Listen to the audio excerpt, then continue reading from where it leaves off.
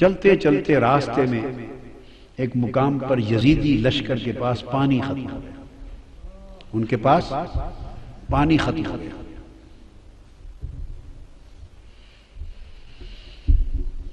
انہوں نے قافلہ روک دیا اور کہا کہ پانی لے لیں۔ یزیدی قافلے کا سربراہ، دھوپ تھی، چلچلاتی دھوپ تھی، صحرا تھا، اس نے اپنے لیے خیمہ نصب کرایا، چونکہ بڑے دور سے پانی آنا تھا۔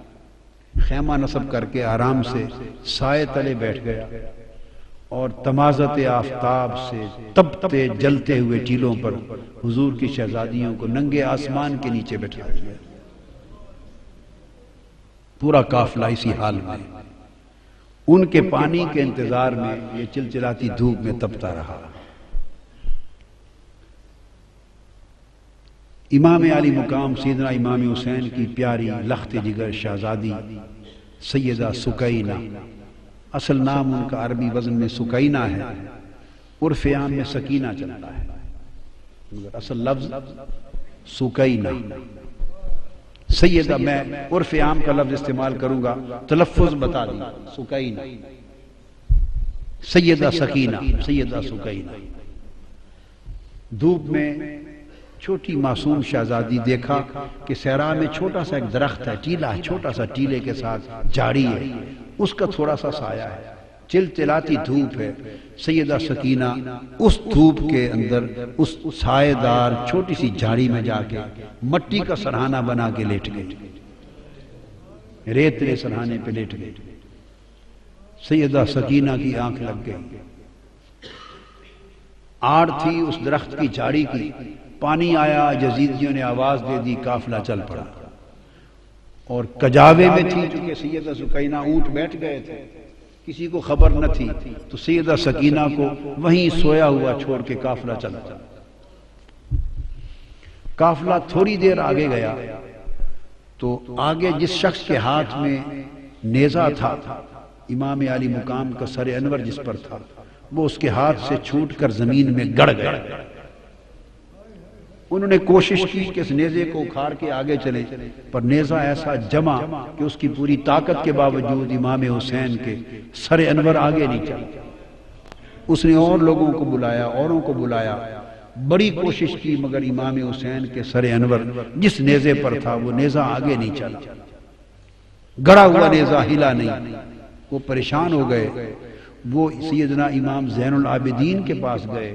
یہ تو انہیں معلوم تھا کہ کیا ماجرا ہے، آپ کے بابا آگے نہیں چل رہے، ان کا سر انور آگے نہیں چلتا۔ ان کی آنکھیں آپ دیدہ ہو گئیں۔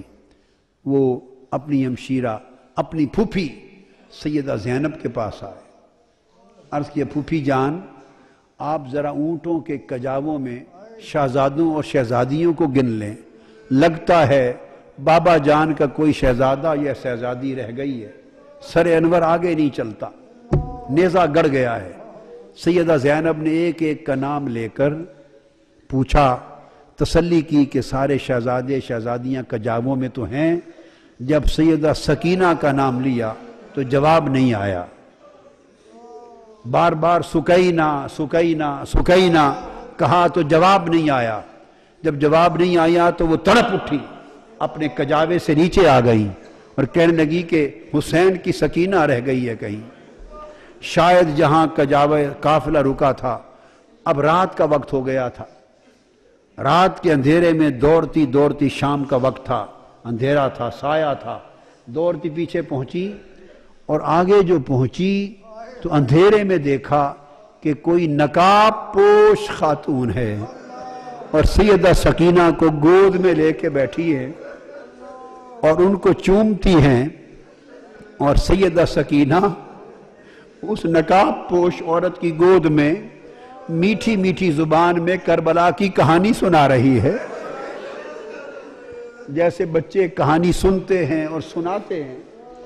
وہ واقعات سنا رہی ہیں کہ ہمارے ساتھ ایسا ہوا، پھر یہ ہوا، پھر بابا کے ساتھ یہ ہوا، پھر بھائی کے ساتھ یہ ہوا۔ وہ کربلا کی کہانی سنا رہی ہیں، اور وہ نقاب پوش خاتون سنتی بھی ہیں، چومتی بھی ہیں، روتی بھی ہیں۔ اتنے میں سیدہ زینب قریب پہنچی اور کھڑے ہو کے آواز دیتی ہیں کہ نقاب پوش خاتون، اللہ آپ کا بھلا کرے، آپ نے ہماری بیٹی کو سنبھال لیا، ہم پہ بڑا احسان کیا ہے، اس بیٹی کو گود میں لے کر اللہ آپ کو اجر دے، بتائیں تو صحیح کہ آپ ہیں کون احسان کرنے والی؟ انہوں نے چہرہ انور سے نقاب پلٹا، فرمایا زینب بھول گئی ہو تمہاری ماں فاطمہ۔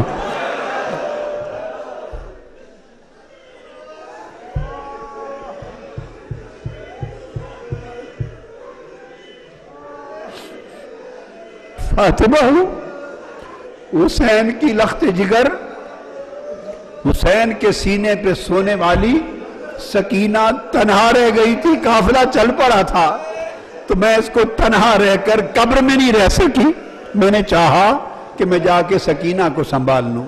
یہ روح تھی، مجسم تھی، کیا تھی؟ سیدہ کائنات کی روح اقدس مجسم تھی، متمثل تھی روح اقدس۔ تنہائی میں سکینہ کو سنبھالا دیا، ان کو ساتھ لیا، وہ تو چونکہ روحانی طور پہ ایک آمد تھی، رخصت ہو گئیں، نگاہ سے اوجھل ہو گئیں، سیدہ سکینہ کو لے کے، سیدہ سکینہ کو لے کے کجاوے میں رکھا، چل پڑی۔